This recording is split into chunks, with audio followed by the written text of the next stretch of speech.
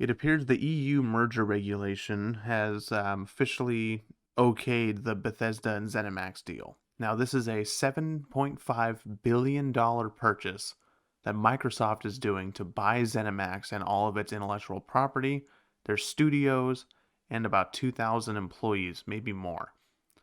It appears that this deal has gone through faster than I thought. I thought it'd be more like mid-year around June or so that we'd get this deal finished and start to see the fruits of it. But with the rumors of a potential Microsoft presentation coming up in mid to late March, it seems as though this deal ending right about now is adding up to that potential presentation happening. What this means for the future, it's hard to tell right now until Microsoft gives us an official presentation and tells us what we're going to see. All we can do is speculate right now.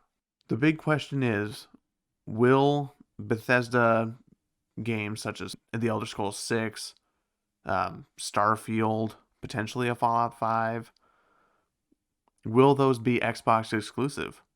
I could see it going both ways.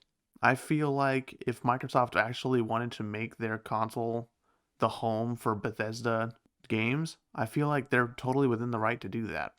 They do own these studios, they do own the property, and making them exclusive to their own platform would certainly go up against one of the big complaints that people have with Xbox is that they don't have exclusives. They really just have like Halo and Gears that they continually use.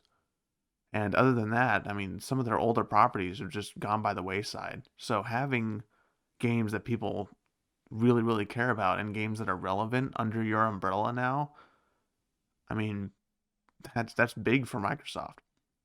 But I also feel like they'd leave a lot of money on the table and they'd also kind of make themselves a villain because they've put themselves to be this.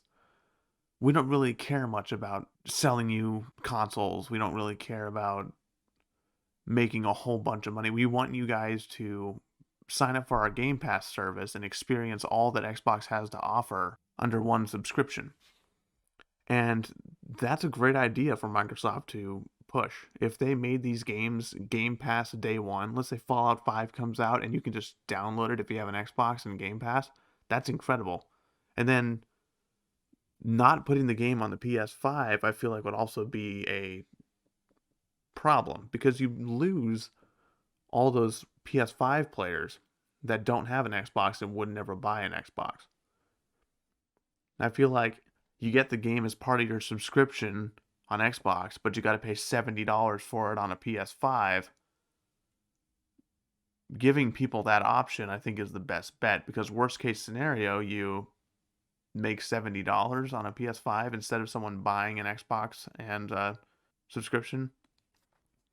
Personally, I feel that PC players are totally safe with this deal. If you're a Bethesda fan on PC, I feel like it'd be really dumb for Microsoft to leave Bethesda games off of the PC, where I feel like they're probably their most popular on PC with all the mods that Skyrim gets. I mean, it's still a game that people play religiously to this day just because of the community support for that game. It'd be really, really dumb for Microsoft to drop PC support. So I think that you're going to be safe, especially since I think we just got Forza Horizon 4 on Steam. I think Xbox PC support is pretty solid going forward with this Bethesda deal.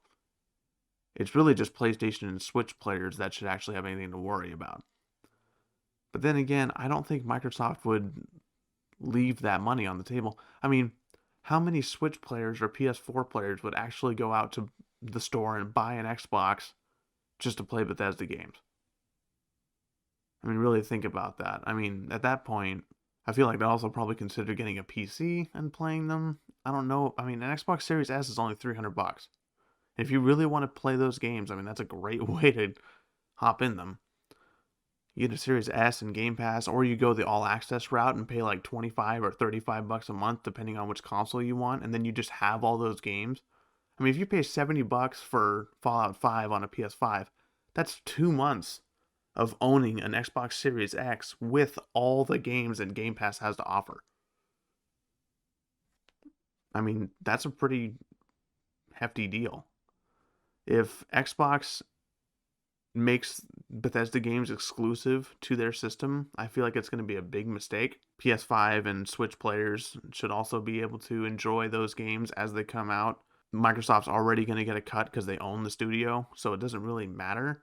But it would drive people that really want to play those games to Xbox as a platform. So, really, like I said, it could go either way. We just don't know until Microsoft announces anything.